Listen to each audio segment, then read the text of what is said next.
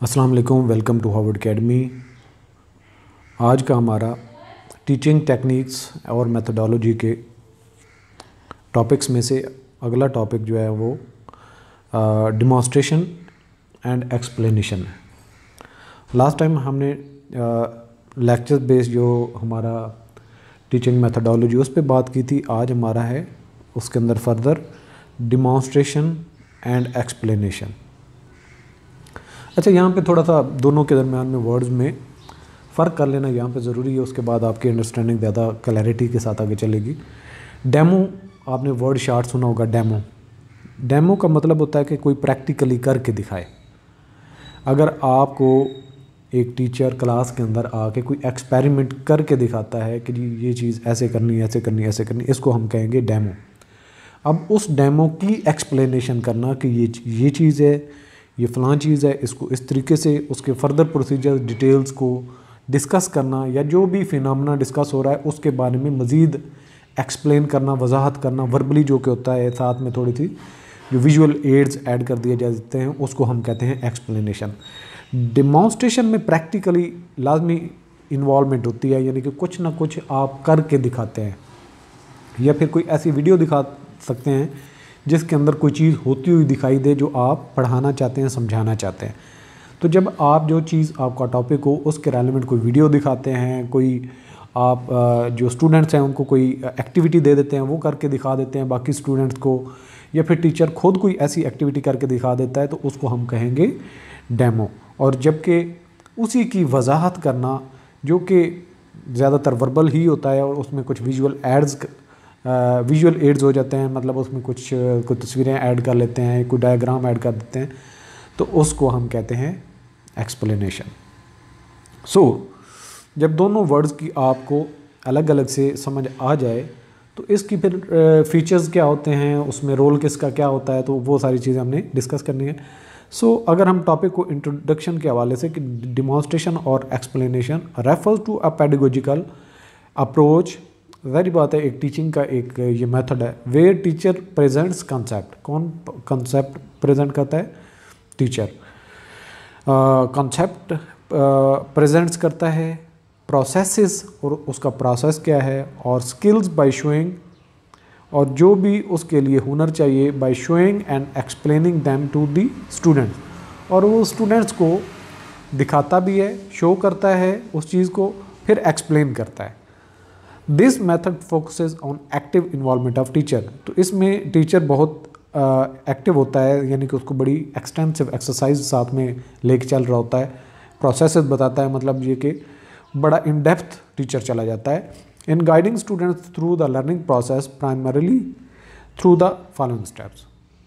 वो कौन कौन से स्टेप्स हो सकते हैं? सबसे पहले तो जो हमने पहले एक्सप्लेन कर दिया, डिमॉन्स्ट्रेशन, जिसमें कोई कुछ करके दिखाया जाता है, उसके बाद एक्सप्लेनेशन, इन दोनों पे आपने डिफरेंस रखना है। The teacher begins by demonstrating the concept और skill that they intend to teach. जो वो पढ़ाना चाहता है उसी के बारे में वो डेमो दिया जाता है। This might involve using visual aids. इसमें क्या क्या होता है? विजुअल एड्स होते हैं, प्रॉप्स होते हैं, मेथड्स हो सकते हैं, और performing a task in real time to showcase the desired outcome. Real time मतलब कि जो दुनिया में हो रहा है इधर उधर, तो उसको दिखाना, उसको क्या कहेंगे? रियल टाइम, यानी कि टास्क इन रियल टाइम। तो शो केस मतलब उसकी वजाहत करना, द डिज़ायर्ड आउटकम कि वो जो चाहता है। लेट्स सपोज स्टूडेंट्स को ये कहा जाता है कि स्कूल के पास से गुजरते हुए हॉर्न नहीं बजाना, तो अब पूरी क्लास 10 बच्चों की या 15 की उनको साथ ले जाए, स्कूल के बाहर रोड पे खड़ा हो जाए और देखे कि ट्रैफिक होने के बावजूद अगर कोई गाड़ी वाला हॉर्न देता है तो उससे कितनी जो है वो डिस्टर्बेंस हो सकती है, उसकी वजाहत करना। साथ में कुछ ऐसे भी होंगे जो ये काम नहीं करते, तो उनको अप्रिशिएट करना। तो दोनों में डिफरेंस करना। तो एक छोटी सी क्या है, डेमो दे दिया कि ये चीज़ ऐसे होनी चाहिए। फिर जाके क्लास में कि जब आप किसी हॉस्पिटल से गुजरते हैं या किसी स्कूल के पास से गुजरते हैं तो आपको हॉर्न नहीं बजाना चाहिए। तो जब स्टूडेंट्स को प्रैक्टिकली कुछ डेमो दे दिया तो वो स्टूडेंट्स वो ज़्यादा उस लेसन को समझते हैं। By witnessing the demonstration students get a clear picture what they are going to learn and what the end result should look like.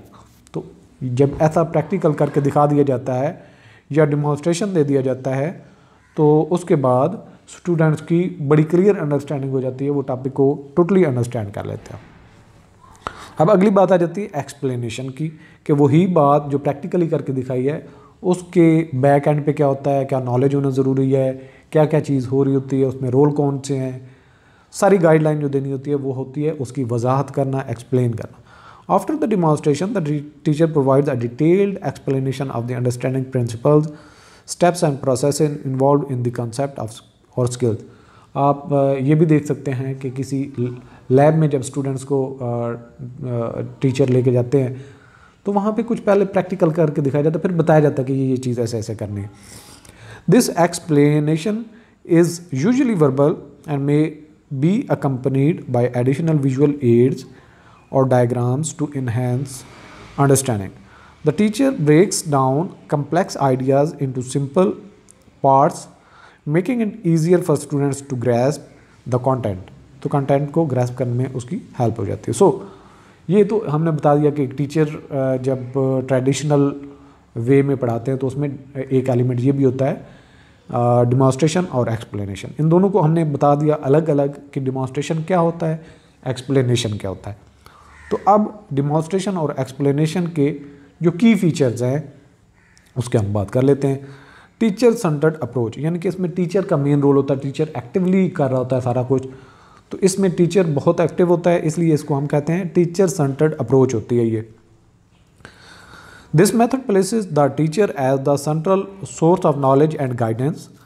The teacher is responsible for presenting information and directing the learning process, यानी कि वो information जो present करता है और उसको guideline देता है, डायरेक्शन देता है, वो कौन होता है, वो टीचर होता है। इसके बाद विजुअल एंड वर्बल लर्निंग, इसमें देखने में भी कुछ मिल जाता है कि टीचर जो करके दिखा रहा है, इसके अलावा जो एक्सप्लेनेशन में उनकी वर्बली एक्सप्लेनेशन भी मिल जाती है। सो जो स्टूडेंट्स कुछ सुनने के बाद सीखते हैं या देख के सीखते हैं तो उनके लिए ये दोनों चीज़ें इसके अंदर कंबाइन होती हैं, यानी कि विजुअल भी इसमें हेल्प हो जाती है और वर्बली भी एक्सप्लेनेशन मिल जाती है। It caters to both visual and auditory learners by combining visual demonstration with verbal explanation. This approach accommodates different learning styles, making it more inclusive, यानी कि ये बहुत चांस होता है कि क्लास की मैक्सिमम स्ट्रेंथ को ये चीज़ें सारी समझ आ जाती हैं।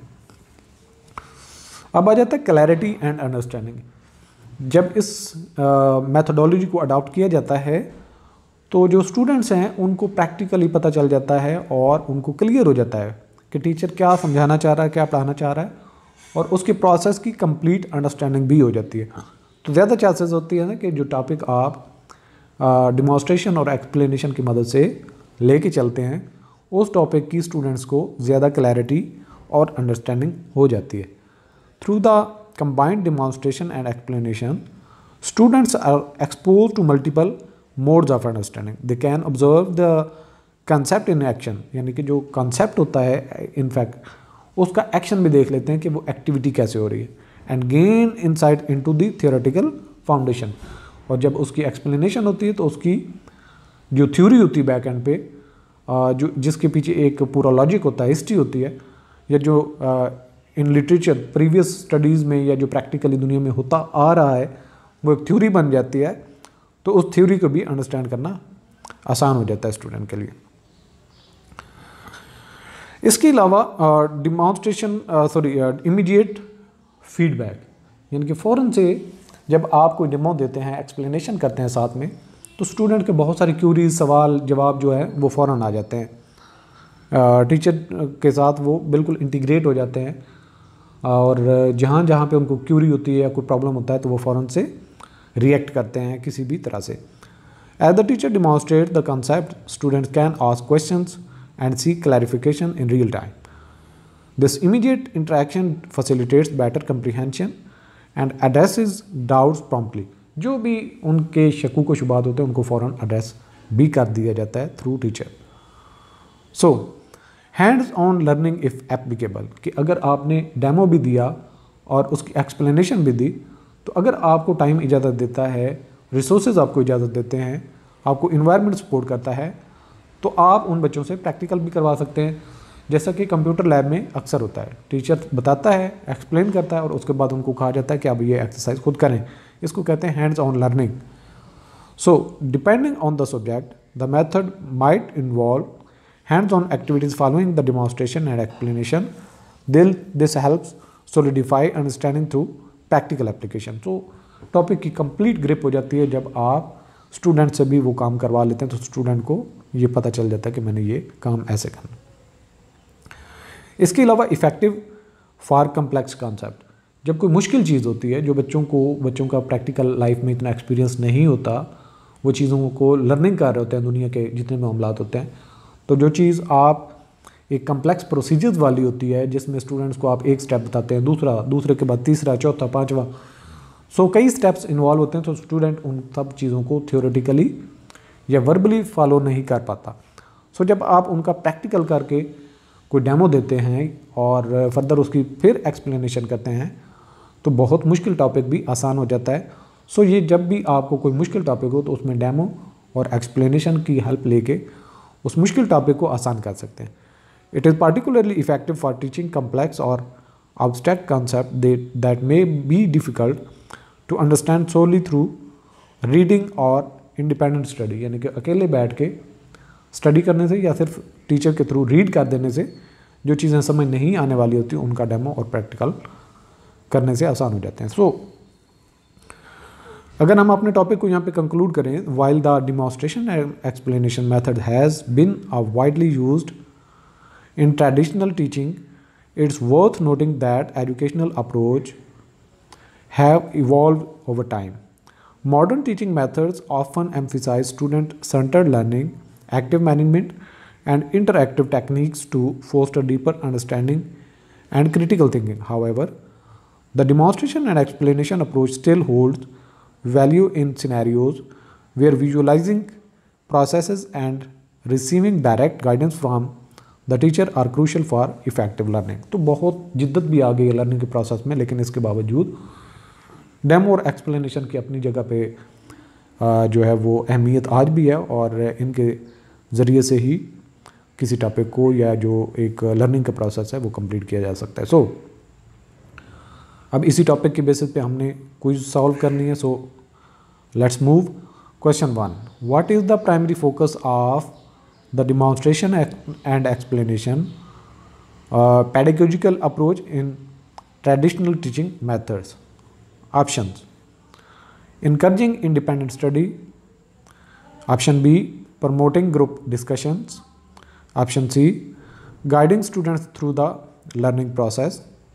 Option D, assigning research projects.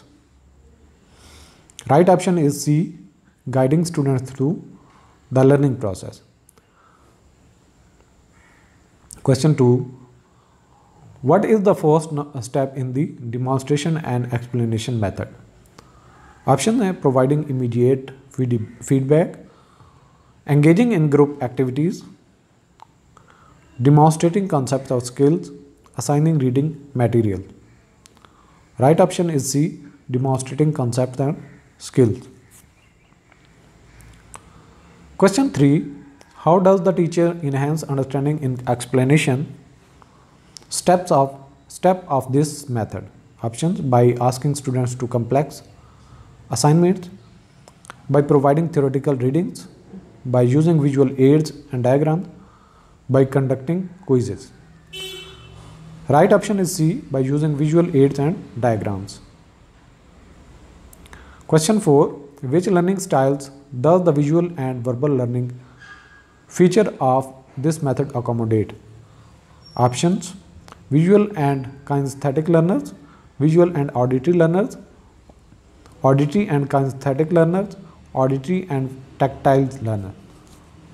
So visual and auditory learner is the right answer. Question 5, what advantage does immediate feedback offer in context of the demonstration and explanation method? Options: it encourages competition among students. Option B, it enhances critical thinking skills. Option C, it addresses doubts promptly. Option D, it replaces the need for teacher involvement. So right option आपने इसमें से search करना है। Right option is C, it addresses doubts promptly. Question 6, what does the term hands on learning refer to in this context? Options, learning through online platforms, option B learning from text book, option C learning by physically engaging with the subject, option D learning through passive observation. So right option is C, learning by physically engaging with the subject. Question number 7, in which scenarios is the demonstration and explanation approach particularly effective? Options, teaching advanced mathematics, B teaching artistic creativity, C teaching reading comprehension, D teaching memorization techniques. Right option is A, teaching advanced mathematics. Question number 8, how does the demonstration and explanation approach differ from modern teaching methods? Options, it emphasizes students centered learning, option B, it focuses on interactive techniques only, option C, it promotes passive learning, option D, it discourages teacher involvement. Right option is C, it promotes passive learning. Next question 9, what is the central role of teacher in the demonstration and explanation method? Options है, option A, monitoring students independent research, B, facilitating group discussion, C, guiding students through the learning process, D, assigning hands-on projects. Right option is C, guiding students through the learning process. Question 10, why does the demonstration and explanation method hold value despite evolving educational approaches? Option, it eliminates the need for teacher involvement, option B, it only focuses on visual learners, option C, it caters exclusively to auditory learners, option D, it aids in understanding complex concepts. So right option is D, it aids in understanding complex concepts. All the best, Allah Hafiz.